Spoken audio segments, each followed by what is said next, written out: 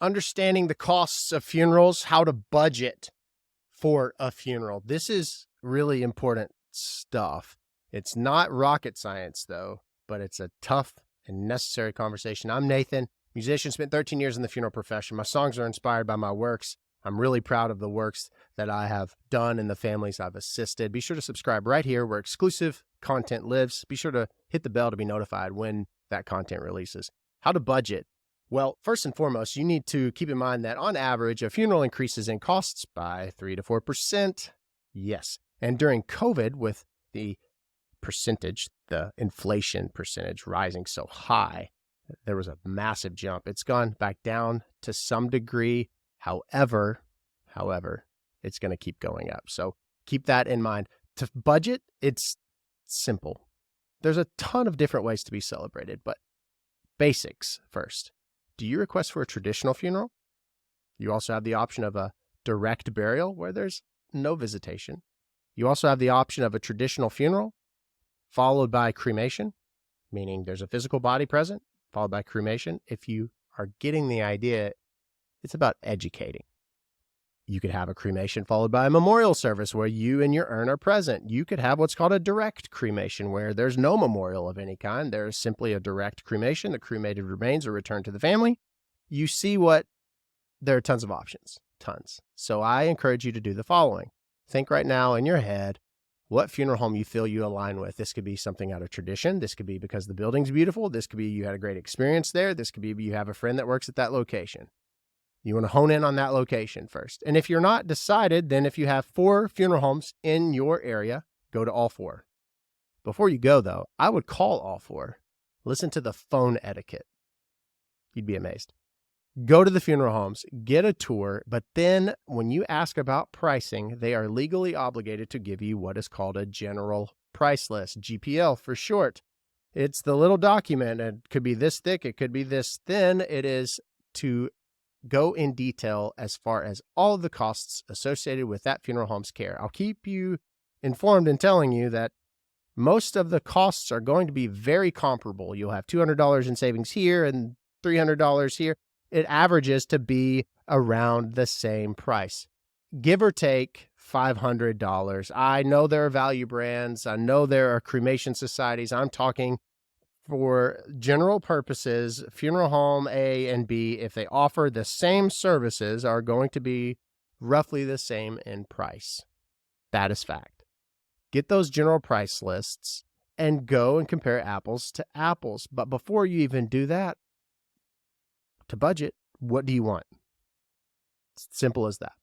Do you want to have a traditional burial? Okay. From there, you look at the general price list of each one. You compare the prices. If it is price that is driving you, that's it, then you're going to pick the most affordable. If it is experience, maybe the most affordable was the best experience for you. That's why you want a tour. That's why you want to call them on the phone. That's why you want to think about in your head the experience that you had at Joe Schmo's funeral or 20 years ago. Those things do matter. They really do. Where do you feel comfortable and safe? And do you relate to the building? Is it Victorian or is it modern? Or do you like that this funeral home, they dress casual? Or do you like that this funeral home matches with a suit and a color tie that you know good and well who works there? When you hone in on what you want, let's say you want a direct cremation, nothing more, nothing less. Okay. Then probably you are driven solely by price. The budget is also, once you have an idea of what you request, you have to decide, are you going to be paying for it in advance? Are you going to utilize your proceeds from your life insurance policy? Let's say you have a $10,000 policy. You don't want to have a $10,000 funeral. You want to have something that there's money to work with in the event. The family selected more flowers and things like that. Those are just little nuances. To budget for a funeral, you must be educated. Just like when you plan for a vacation, you don't just go in and book hotels and book travel and all that. You kind of compare some prices. You need to know what you want. Okay, you want traditional burial. You need to then get general price lists. If there are 4 funeral homes If you're dead set on the one location that you've always gone to, perfect. You still want a general price list so that you know what you're dealing with in 2023. We're almost in 2024, 2025, 2026. You need to add 4% every year. So let's say that you live another 20 years and the price today is $10,000. So then you want to take 10,000 times 4% times 20. And that's going to be your funeral cost.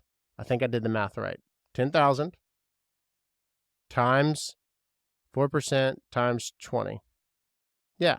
So you're going to be going up in 4% for the next 20 years on average.